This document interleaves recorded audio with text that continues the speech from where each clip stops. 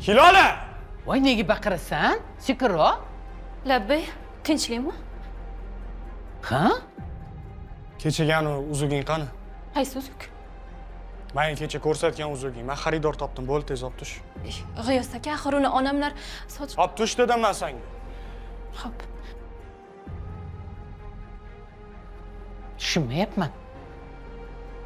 Nima bo'lyapti? Hozir siz aytgan uzugingizni men kecha Hilolani qo'lida ko'rgandim. Nima? Bo'laqa tezroq. Yo'q. Olib kel.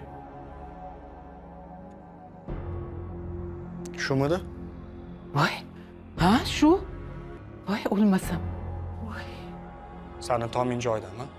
Bizani oilamizni tirikliging go'rga tiqmoqchimisan? Sharmanda qilib o'ldirasan-ku bizani?